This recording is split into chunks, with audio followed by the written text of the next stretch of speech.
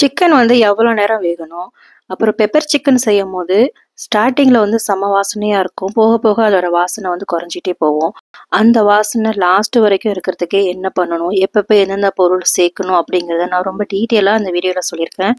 கிரேவிய நான் இறக்கி வைக்கிற வரைக்கும் நான் ஒரு ஒரு பொருளா சேர்த்துட்டே இருப்பேன். அதனால வீடியோவ ஸ்கிப் பண்ணாம பாருங்க. இந்த வீடியோ உங்களுக்கு கண்டிப்பா பிடிக்கும். வீடியோ உங்களுக்கு பிடிச்சிருந்துச்சுன்னா, வீடியோக்கு ஒரு லைக் கொடுங்க.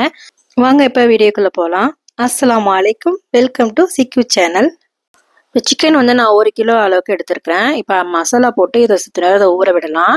ஒரு 1/4 டீஸ்பூன் மஞ்சத்தூள், அதே 1/4 டீஸ்பூன் வந்து பெப்பரு, 1/4 டீஸ்பூன் வந்து மிளகாய் தூள் வந்து சேர்த்துருக்கேன்.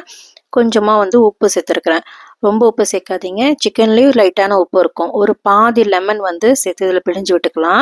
லெமன் வந்து கண்டிப்பாக இதில் சேர்க்கணும். அப்போ தான் வந்து இது சீக்கிரமாகவே அந்த மசாலா வந்து சிக்கனில் வந்து ஒன்றோட ஒன்று சேர்றதுக்கு ஈஸியாக இருக்கும். இதை ஒரு 10லேருந்து ஒரு 15 நிமிஷம் இதை அப்படியே விட்டுருங்க. ஒரு நல்ல வெயிட்டாக உள்ள ஒரு பாத்திரம் எடுத்துருக்கேங்க. நான் இன்னைக்கு வந்து மண் சட்டி தான் வந்து நான் எடுத்துருக்கிறேன். நல்லா வெயிட்டாக இருக்கும் அது. ஒரு 1½ டேபிள் ஸ்பூன் அளவுக்கு தேங்காய் எண்ணெய் கண்டிப்பாக சேருங்க. 1 ஸ்பூன் வந்து குக்கிங் ஆயில் சேர்த்துக்கோங்க. நல்லெண்ணெய் கூட சேர்த்துக்கலாம். பீ லீஃப் ஒரு இலை மட்டும் சேர்த்துருக்குறேன். பட்டை, கிராம்பு, ஏலக்காய். ஏலக்காய் 2, கிராம்பு 2, பட்டை வந்து சின்ன பீஸ் தான் எடுத்திருக்கேன். இதில் வந்து நீங்கள் தட்டி கூட நீங்கள் சேர்த்துக்கலாம். இன்னும் சூப்பராக இருக்கும். வெங்காயத்தை வந்து நல்லா பொடுசாக கட் பண்ணிக்கோங்க. அப்போ தான் சீக்கிரம் வதங்கும். நல்ல ஒரு கிரேவி ஸ்ட்ரக்சர் கொடுக்கும். நான் வந்து இப்போ 1 கிலோ சிக்கனுக்கு வந்து 3 வெங்காயம் எடுத்திருக்கேன். நீங்கள் உங்கள் குவான்டிட்டிக்கு தகுந்த மாதிரி நீங்கள் ஆனியன் வந்து நீங்கள் எடுத்துக்கலாம். இப்போ லேசாக கண்ணாடி பதத்தோட ப்ரௌன் கலரில் வந்திருக்கு இல்லையா? இந்த ஸ்டேஜில் நான் ஒரு 2 பச்சை மிளகாய் எடுத்து கீரி சேர்த்துருக்குறேன். பச்சை மிளகா போட்ட கையோட தக்காளியை வந்து சேர்த்துருக்குறேன். தக்காளி வந்து நான் 2 மீடியம் சைஸ் தக்காளியை வந்து சேர்த்துருக்குறேன். இப்போ இந்த கிரேவிக்கு தகுந்த இஞ்சி பூண்டு பேஸ்ட் வந்து ஒரு 1½ டேபிள் ஸ்பூன் அளவுக்கு நான் சேர்த்துருக்குறேன். இதை வந்து அடியில் தீய விடாமல் லேசாக வந்து வதக்கி கொடுத்துக்கோங்க. இது நல்லா மசிஞ்சு வரத்துக்கு இந்த கிரேவிக்கு தகுந்த கல்லுப்பும் புதினா எல்லாம் சேர்த்துருக்குறேன். இதை நல்லா பரட்டி கொடுத்துருங்க. இதுலேருந்து கொஞ்சம் எண்ணெய் பிரிஞ்சு வரும். அதுக்கு ஒரு மசாலா சேர்க்கலாம். ஸோ இப்போ வதங்கிட்டு இருக்க வெங்காயம் தக்காளிலேருந்து எண்ணெய் பிரிஞ்சு வந்திருக்குது. இப்போ மசாலாலாம் நம்ம சேர்த்துடலாம். மிளகுத்தூள் வந்து நான் 2 டேபிள் ஸ்பூன் அளவுக்கு சேர்த்துருக்குறேன். அதே அளவு தான் ஜீரகத்தூளும். மல்லி வந்து ஒரு நார்மல் சைஸ் ஸ்பூனால 1 ஸ்பூன் அளவுக்கு சேர்த்துக்கோங்க.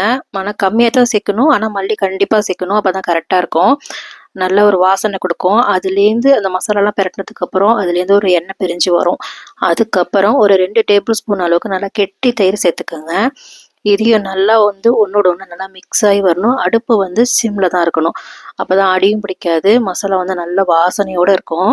இப்போ இந்த ஸ்டேஜில் நம்ம ஊற வச்ச அந்த சிக்கனை வந்து நம்ம இதில் சேர்த்துக்கலாம்.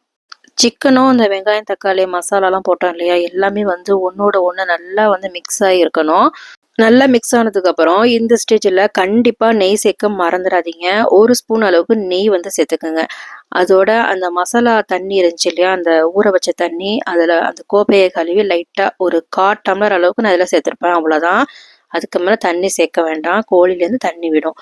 அதை மூடி போட்டு ஓரமாக வச்சிடலாம். இந்த சைடு வந்து பாதாம் ஒரு 3 பாதாம் எடுத்திருக்கேன். முந்திரி ஒரு 5, 6லேருந்து எடுத்திருக்கேன். இதை வந்து நீங்கள் பவுட்ரு பண்ணியும் சேர்க்கலாம். நான் தட்டியும் சேர்க்கலாம். தட்டி சேர்க்கும் போது நல்லாயிருக்கும். நீங்கள் வந்து இந்த மாதிரி செஞ்சு பாருங்கள். நல்லா தான் இருக்கும். ஸோ இதை தட்டி எடுத்துக்குவோம். இப்போ சிக்கனை மூடி வச்சு ஒரு 2 நிமிஷம் ஆகுது. இந்த ஸ்டேஜில் லைட்டாக எண்ணெய் பிரிஞ்சு வந்திருக்குது. இப்போ வந்து நம்ம முந்திரி பாதாம் தட்டி வச்சோம் இல்லையா? அதை வந்து நம்ம இப்போ சேர்த்து இது லேசாக இதை மிக்ஸ் பண்ணி விடலாம். இது பரட்டினதுக்கு அப்புறம் மூடி போடாமல் தேங்காய் பால் வந்து ஒரு 1/2 டம்ளர் அளவுக்கு தேங்காய் பால், திக்கு பால், ஃபஸ்ட்டு பால் எடுத்து இதில் சேர்த்துருக்குறேன். நீங்கள் வந்து தேங்காய் பால் ஊற்றினா ரொம்ப தண்ணியாகிடும் அப்படின்னு நினச்சிங்கன்னா நீங்கள் சேர்க்க வேண்டாம். எனக்கு வந்து இது குழம்பு மாதிரி வேணும் அப்படிங்கிறதுனால நான் தேங்காய் பால் சேர்த்துருக்குறேன். நீங்கள் நல்லா கிரேவி மாதிரியே இருக்கணும் அப்படின்னா நீங்கள் தேங்காய் பால் சேர்க்க தேவையில்லை. அதுக்கப்புறம் நான் மூடி போடலை. மூடி போடாமல் அதை பரட்டி கொடுத்ததுக்கப்புறம் நல்லெண்ணெய் வந்து ஒரு 2 டேபிள் ஸ்பூன் சேர்த்துருக்குறேன். மிளகுத்தூள் 1 ஸ்பூன் அளவுக்கு நான் சேர்த்துருக்குறேன். பெருஞ்சீரகம் வந்து இந்த சின்ன ஸ்பூனால் 1 ஸ்பூனுக்கு சேர்த்துருக்கேன். ஒரு கைப்பிடி நிறையா வந்து கருவேப்பிலை வந்து நான் சேர்த்துருக்கேன். இப்போ இதை நல்லா இதை பரட்டி கொடுத்துக்கலாம். இப்போ வந்து இதை மூடி வைக்கலாம். இதை மூடி வச்சு ஒரு 2 நிமிஷம் அதை அப்படியே விட்டுருங்க. 2 நிமிஷத்துக்கு அப்புறம் நல்லா வந்து செட் ஆகி சூப்பராக வந்திருக்கும். ஸோ இந்த ஸ்டேஜில் 2 பச்சை மிளகாய் வந்து கீரை சேர்த்துருக்குறேன். மல்லிக்கீரை வந்து சேர்த்துக்கலாம் வாசனைக்காக. சிக்கன் சேர்த்து ஒரு 6லேருந்து ஒரு 7 நிமிஷம்குள்ளே தான் வந்து குக் ஆகிருக்குது. ரொம்ப அதிகமாகவும் சிக்கனை வந்து குக் பண்ணக்கூடாது. அதை அழுத்தம் கொடுத்துரும். நல்ல வாசனையோட சிக்கன் பெப்பர் கிரேவி ரெடி ஆயிடுச்சு. இந்த வீடியோ உங்களுக்கு பிடிச்சிருந்துச்சுன்னா ஒரு லைக் கொடுங்க. நெக்ஸ்ட் ஒரு சூப்பரான வீடியோவில் பார்க்கலாம். அஸ்ஸலாமு அலைக்கும்.